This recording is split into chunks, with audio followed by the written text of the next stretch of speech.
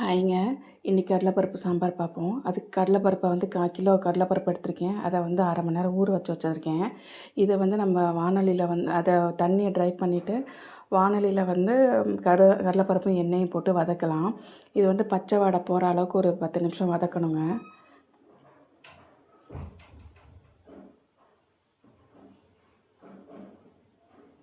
இது வந்து டிஃபனுக்கான சாம்பாருங்க. நல்லாயிருக்கும். இட்லி தோசைக்கெலாம் நல்லாயிருக்கும். இதை ட்ரை பண்ணிவிட்டு எப்படி இருக்குன்னு பார்த்துட்டு சொல்லுங்கள். இந்த அளவுக்கு வதங்கட்டும் நல்லா. இப்போ அதோடு சேர்த்து அரைக்கிறத பார்ப்போம். இப்போ பொட்டுக்கடல 100 எடுத்திருக்கேன். அதுக்கு தேவையான உப்பு, கொஞ்சம் புளி எடுத்திருக்கேங்க. ஒரு துண்டு இஞ்சி எடுத்திருக்கேன். ஒரு 10 காஞ்ச மிளகா எடுத்திருக்கேன். உங்களுக்கு தேவைன்னா மேற்கொண்டு எடுத்துக்கலாம். உரப்பு தேவைன்னா எடுத்துக்கலாம்.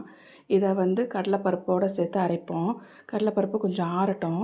ஆறினதுக்கப்புறம் ஒன்றா சேர்த்து நம்ம எல்லாத்தையும் அரைச்சிடலாங்க. மிக்சியில் போட்டு அரைச்சிடலாம் நம்ம. நான் இந்த அளவுக்கு அரைச்சிருக்கேங்க. அதில் நான் தண்ணி மிக்ஸ் பண்ணியிருக்கேன். இப்போ இதுலேயும் தண்ணி மிக்ஸ் பண்ணணும். கொஞ்சம் நேரம் ஆனதுக்கப்புறம் தண்ணி மிக்ஸ் பண்ணலாம். ஏன்னா இது கடலைப்பருப்புங்கும்போது நேரம் ஆக ஆக இஞ்சிரும். இப்போ அதே வாணலியில் வந்து எண்ணெய் ஊற்றி கடுகு போட்டு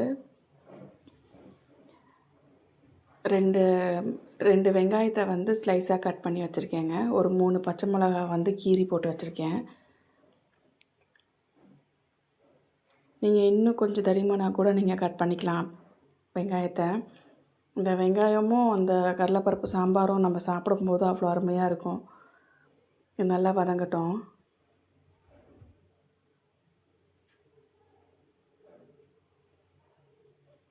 இந்த கடலைப்பருப்பு சாம்பார் வந்து எங்கள் வீட்டில் செய்கிறதுங்க.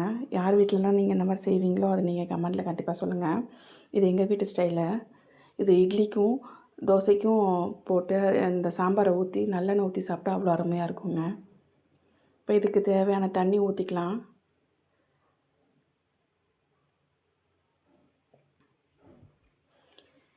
இங்கே வெங்காயத்தோட தண்ணி கொதிச்சதுக்கப்புறம் இதை வந்து அந்த கடலைப்பருப்பு அரைச்ச மிக்ஸோடு போடுறோங்க. இது போட்டு ஒரு 10 நிமிஷம் கிண்டிக்கிட்டே இருக்கணும். ஏன்னா அடி பிடிச்சிரும்.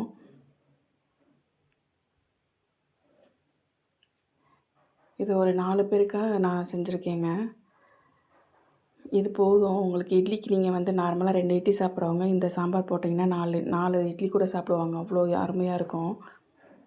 எப்படி 10 நிமிஷம் கிண்டிக்கிட்டே இருக்கணும். அடி பிடிக்காத அளவுக்கு நம்ம கிண்டிக்கிட்டே இருக்கணும்.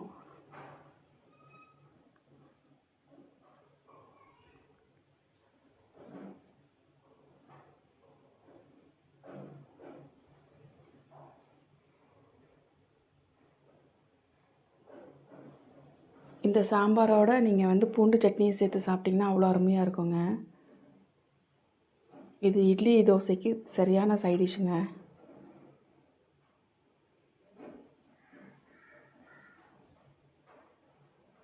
மற்ற சாம்பார்லாம் வச்சுட்டு நம்ம வந்து கொஞ்சம் தள்ளி நிற்கலாம். ஆனால் இது வந்து கிண்டிக்கிட்டே இருக்கணும். இப்போ வந்து ஓரளவுக்கு கொதிச்சிருச்சு. இப்போ பொங்கி வரையில் நம்ம வந்து அடுப்பை ஆஃப் பண்ணிக்கலாம். கருவேப்பிலை போட்டு ஆஃப் பண்ணிக்கலாம். அப்போயுமே நம்ம கிண்ட தான் செய்யணும். ஏன்னா இது அடி பிடிக்கும். கடலைப்பருப்பு இல்லை.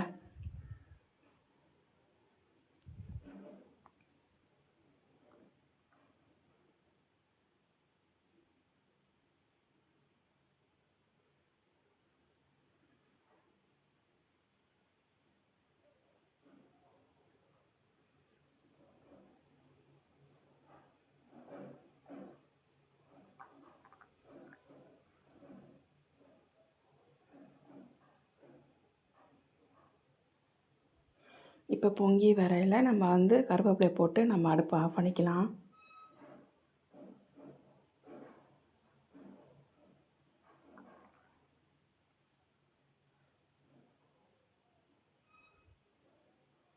கடலைப்பருப்பு சாம்பார் ரெடி ஆயிடுச்சுங்க.